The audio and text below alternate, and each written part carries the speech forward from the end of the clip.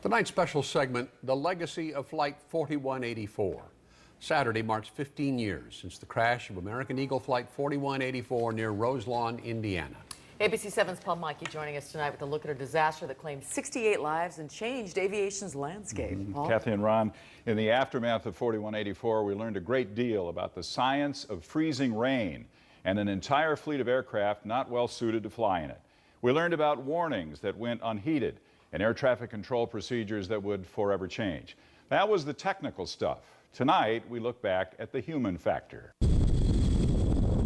On a quiet county road just south of Roselawn stand 68 crosses. Each bears the name of a life lost when Flight 4184 crashed into this soybean field a stone's throw away. The Super ATR aircraft, like this one, had been in a holding pattern for O'Hare, the pilots unaware of a deadly ice buildup that would cause the plane to roll and plunge to earth. There was little left of the plane and passengers. Victims' relatives, deep in grief and hungry for information, could get little from the airline or the government. Flight 4184 exemplified not only the tragic nature, but the utter confusion that exists during that time period. The pilot's wife waited days for her husband's employer just to call her. Airline care teams visited victims' families and asked about their dead relatives' medical histories. Some of the unidentifiable human remains were laid to rest in a nearby cemetery. The airline conducted a service but didn't tell the families. I don't want any family to ever have to go through what we have gone through with this tragedy. It goes on and on. I was angry. I was upset. Terri Severin lost her sister and 4-year-old nephew, the only child on the flight. 4 months after the crash, Terri summoned the courage to go to the site. She was numbed by what she found. I actually walked away with bags full of plane wreckage, personal effects, and human remains that were still just scattered about the flight, the site there.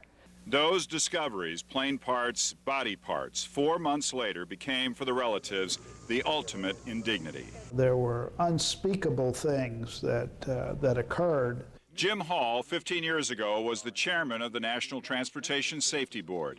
The NTSB's singular mission then was find out what went wrong and make recommendations so it doesn't happen again. But the families, that was for somebody else. I was told, this isn't your business. And I said, well, my goodness, if I'm being paid by the taxpayers and we're the agency that responds to these tragedies, it has to be our business.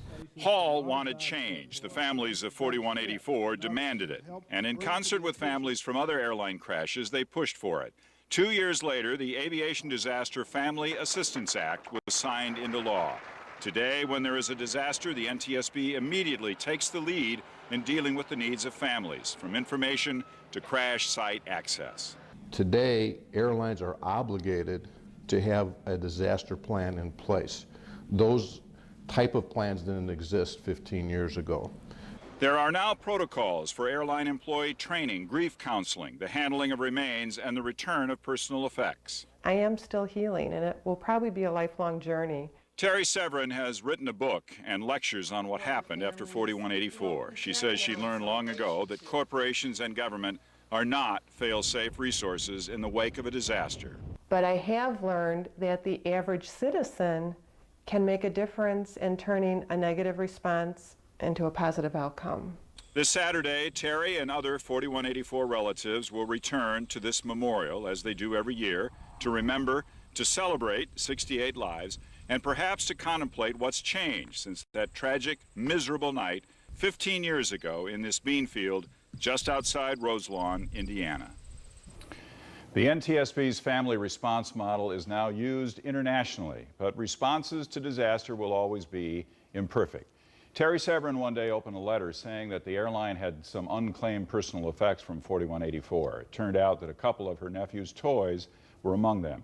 Terri received that letter 8 years after the crash. So it's something to be monitored constantly. Oh, wow. Thanks, Paul. Paul, thank you.